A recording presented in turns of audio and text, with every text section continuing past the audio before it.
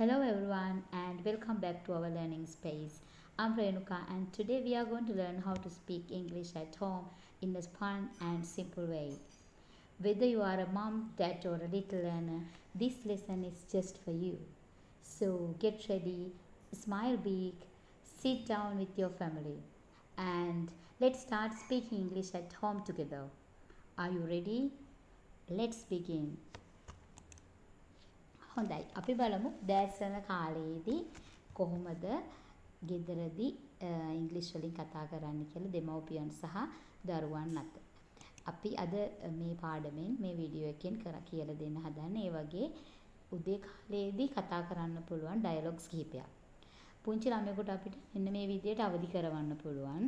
හුඟක් වෙලාවට මම අද ඕගලන්ට කත් කියලා දෙන්න යන්නේ පුංචිම බබෙකුට චූටිම බබෙකුට කොහොමද උදේම අවදි කරවන්නේ කියලා.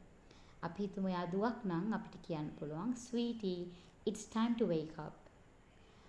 අපිට නැත්නම් දුවෙකුට මෙන්න මේ වගේ කියන්න පුළුවන් my little princess it's time to wake up. නැත්නම් my sunshine it's time to wake up.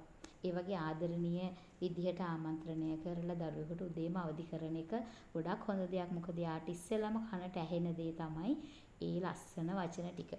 ඉතින් පුතෙක් නම් අපිට යාට කතා කරන්න පුළුවන් my prince, my darling, my son, මගේ පුතේ it's time to wake up. නැත්නම් අපිට නම කියලා කතා කරන්නත් පුළුවන්. නැත්නම් වෙනත් ගෙදරදී දරුවට කතා කරන නමකින් කතා කරලා එයාට කියන්න පුළුවන් it's time to wake up. දැන් තමයි නැගිටින වෙලාව පැටියෝ කියලා. ඉතින් අපි හිතමු ටිකක් චුට්ටක් ලොකු බබෙක් නම් එයාට කියන්න පුළුවන් දැන් වෙලාවත් මෙන්න මේ වෙලාව වෙලා කියලා.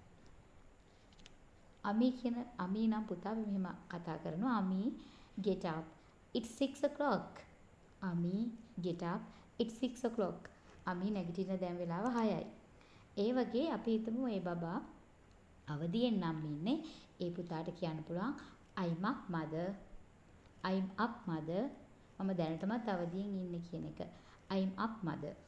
එහෙම නැත්නම් අපි හිතමු ඒ බබාට තව චුට්ටක් නිදිය ගන්න ඕනේ නම් ඇඳින් නැගිටින්න ආච්චර කැමැත්තක් නැත්නම් එයාට කියන්න පුළුවන් 5 more minutes mom.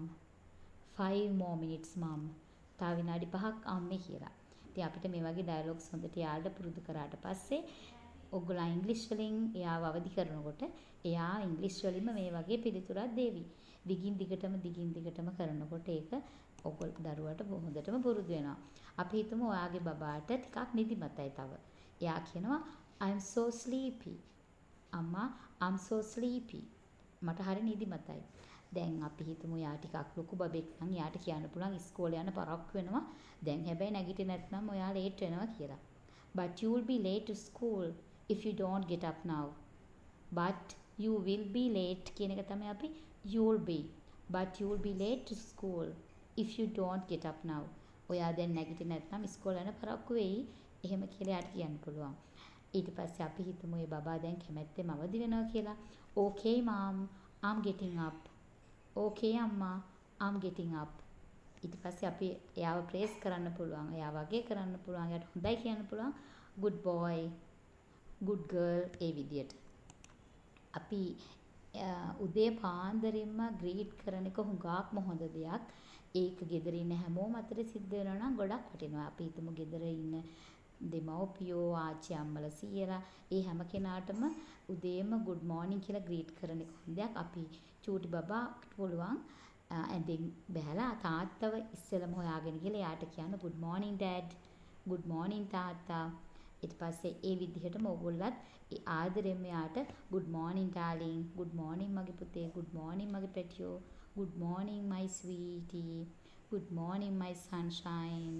අන්න ඒ විදිහට good morning my little prince නැත්නම් good morning my little princess ඒ විදිහට යාට ආපහු good morning කියන්න. අපි හිතමුකෝ යාට තේ එකක් බොන්න ඕනේ නම් කිචන් එකට ගිහිල්ලා බබා කියයි මෙහෙම can I have some tea? නැත්නම් කිරි බොන්න ඕන නම් can I have some milk? අම්මා can I have some tea? අන්න ඒ විදිහට අහන්න පුළුවන්. එතකොට ඔයාලට පිළිතුරු දෙන්න පුළුවන් of course my darling. of course මගේ පුතේ. ඒ විදිහට අපි හිතමු ඔයාලගේ චූටි බබා තේ එක බීලා ඉවර නම් අපි හිතමු ආ දන්නේ නැහැ කියලා හරියටම තේ බීලා ඉවරයි කියලා. එතකොට ඔයාට අහන්න පුළුවන් පුතා did you have your tea? පුතා did you have your tea?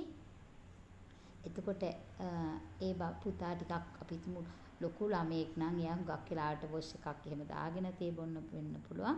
එතකොට එයා කියයි I'll have it after wash. I'll have it after wash. මම වොෂ් එකක් දාගෙන මේක බොන්නම් කියලා. සමහරවිට නාගෙනම තේ බොන්නම් කියලා කියන්නත් පුළුවන්. එතකොට යනු වෙනස් වෙනවා. I'll have it after bath. අපි හිතමු බබා තේක හැදුවට තේක බොන්නේ නැහැ කියලා. දැන් ගොඩාක් වෙලාවට මේක සිද්ධ වෙන දෙයක්. ගෙදර තාත්තා වෙන්න පුළුවන්, ළමයි වෙන්න පුළුවන් තේක හැදුවට බොන්නේ නැහැ. එතකොට ඔයාට කියන්න පුළුවන් චූටි බබෙක් නම් sweetie your tea is getting cold. Sweetie your tea is getting cold. එතකොට ඒ කියන්නේ තේක නෙවෙනවා කියලා කියන විදිහ. දැන් මේක ඇත්තටම නිතරම ඔයගලන්ට කියන්න පුළුවන්. එතකොට ළමයාට හොඳට පුරුදු වෙනවා. Your tea is getting cold.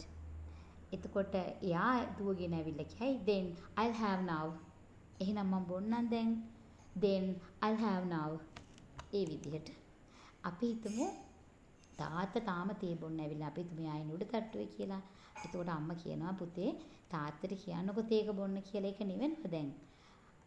අපිට ලොකු ළමයෙක් නම් එයාගේ නම කියලාම කියන්න පුළුවන් අමි please tell father to have his tea. It's getting cold.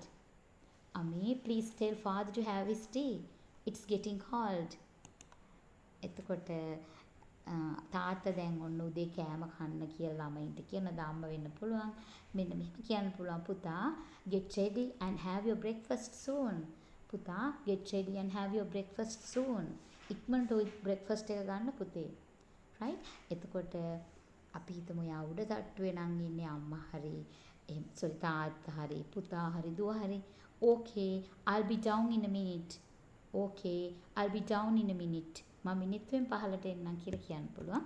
අපි හිතමු ඒ තාත්තා කියනවා ඉක්මනට ලේස්ති වෙලා ඉස්කෝලේ යන්න ලේස්ති වෙන්න කියලා. hurry up sweetie. get ready to school. hurry up පුතා. get ready to school. දැන් ඔයා ලේස්ති වෙලා ඉවර නම් තාත්තේ මම ලේස්ති කියලා මෙහෙම කියන්න පුළුවන්. father I'm ready. තාත්තා I'm ready.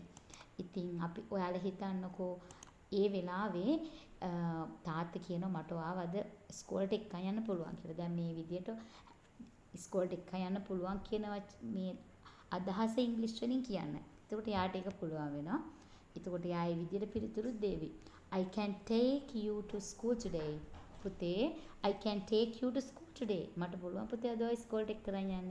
පුතා I can take you to school today. එතකොට නැත්තම් ඔයාලා මෙහෙම හිතන්නකෝ. වාහනේ ඉක්මනට නගින්න කියලා අපි පරක් වෙලා හොඳට මේ වෙලාවේ let's go son.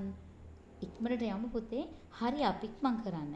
and jump into the car. කායකට නගින්න ඉක්මනට කරන්න කියලා අපිට ඒ විදිහට කියන්න පුළුවන්. let's go son. hurry up and jump into the car. let's go son. hurry up and jump into the car. ඉතින් ඒ විදිහට ඉස්කෝලේ යන වෙලාවදී කතා කරන්න පුළුවන්. හොඳයි. අපි බලමු පොඩිත්වත් එක්ක එදිනදා නිතර භාවිතා කරන්න පුළුවන් සරල විධාන කිහිපයකුත්.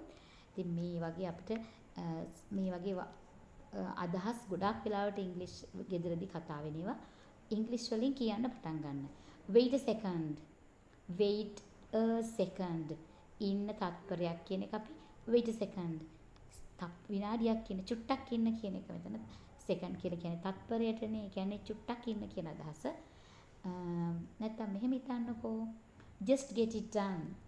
ඒක ඉවර කරලා දාන්න. just get it done. මොකක් හරි වැඩක් බාගෙට කරනව නම් ඒ බබාට කියන්න පුළුවන් පුතා just get it done.